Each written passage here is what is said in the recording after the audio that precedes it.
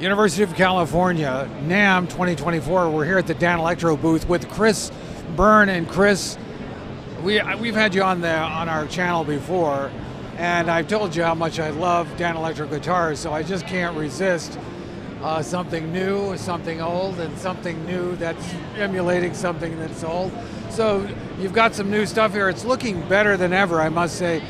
So tell us about these new models. So yeah, when you say better than ever, truly this is probably one of the finest guitars we've ever made, sonically, all around. This is our new guitar, the 59er, retails for $599, has our new reissue 50s pickups.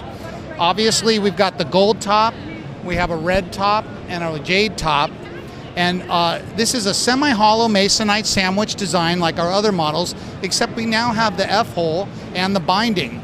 So in my opinion, with the combination of the recessed bridge and the F-hole, there's definitely a really cool sort of ambient resonance that is achieved with just this guitar. It also has chocolate back and sides as well. I wanted to throw that. It always had a great resonance with the masonite.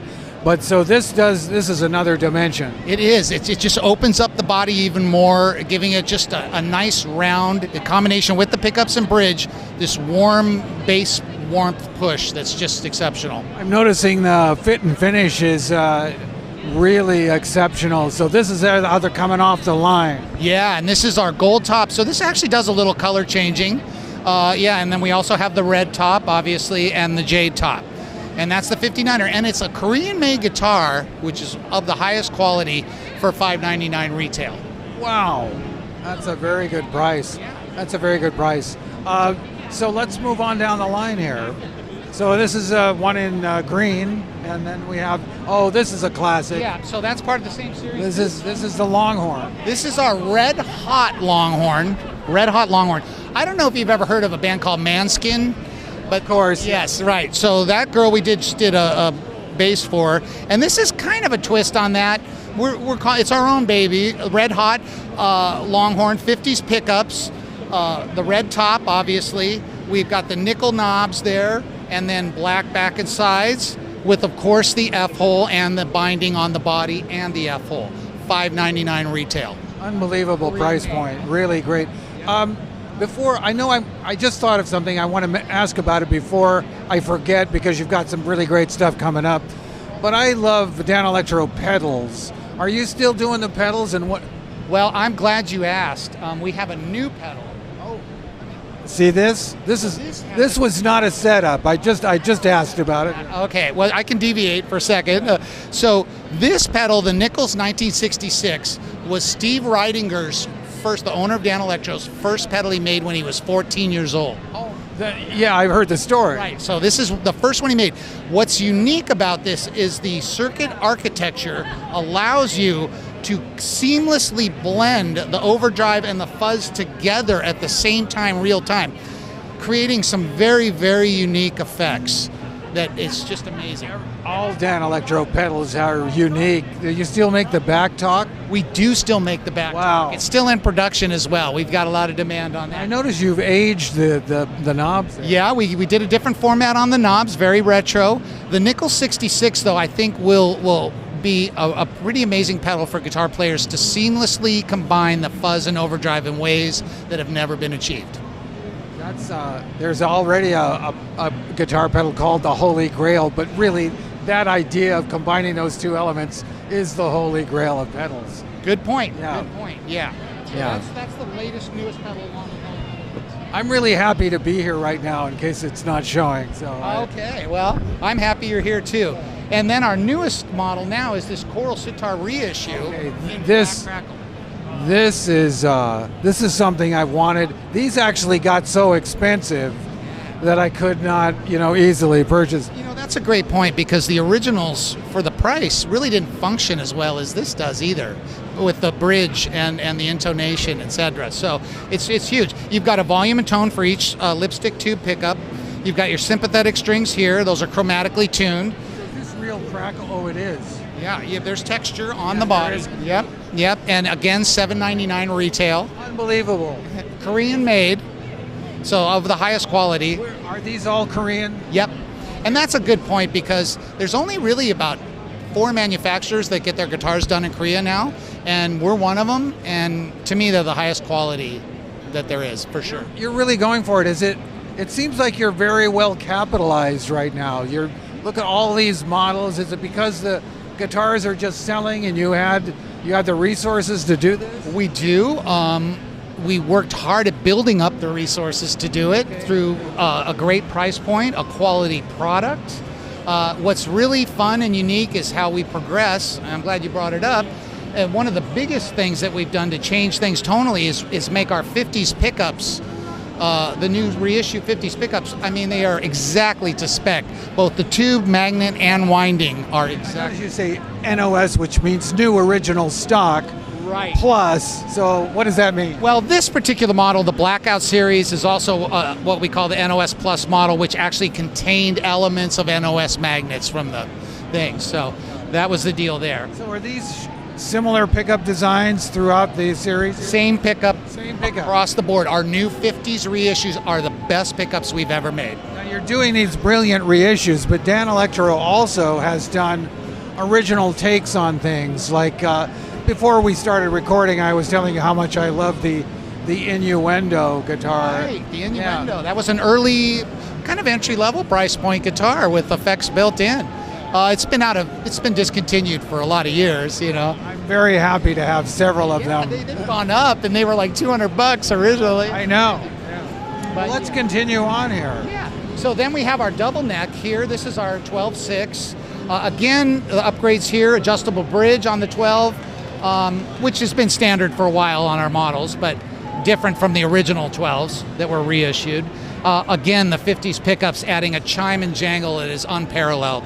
It's just fantastic. The Danelectro 12-string is really everybody knows this, and everybody's heard Cashmere and everything. So I was about to ask, do you have any 12 strings? And then here we go. So this is our 59X12, which is a little bit of a spin, like you mentioned earlier. We've kind of gone in our own world with this puppy. What's cool about this one is you've got the lipstick humbucker, which can this is definitely different here. Yeah, right. So you've got the P90-ish vibe, or single coil P90 style, and then you've got the lipstick tube humbucker. This is a true humbucker that can be split in its coil with this switch here. So that just gives you you can have the single coil lipstick tube vibe and then mix that with a P90 lushness, which gives you a great flexibility, or you can go full humbucker, which, you know, it's slightly different than a regular, bobbin style humbucker. It has its own kind of unique push, but it's definitely can handle higher gain better. So if that's your thing, and in a 12 string, that's pretty wild. Then we just kind of repeat here the same. I see that. I don't know if you got the baritones though. I love baritones. Let's go down here.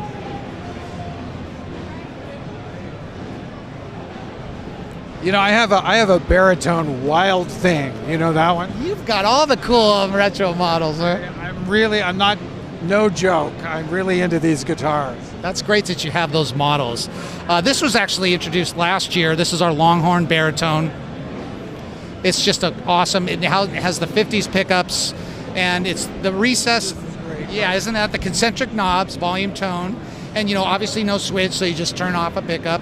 And it's just got a great feel and accessibility with the Longhorn cut. I have several of the convertibles also. A little problem with the bridge there. Yeah, that can be stabilized. I'd love to consult with you on that because they have a great tone. Yeah. Is this so this is oh my gosh, wait a minute. Oh, we're moving on down the line. So this is our baby Sitar. This has been out for a few years. Yeah, I've seen. Sure. Just a great price point and killer. Great quick grab Sitar vibe. Just real straight ahead, one pickup, volume, tone. Just an awesome quick fix for the studio or anything. People ask me, I don't want to get a Fender. I have Fender. I don't want to get a Gibson. I want something new and fresh and special. It has its own tone. So you should think about Danelectro. And in every case, they say thank you for the recommendation.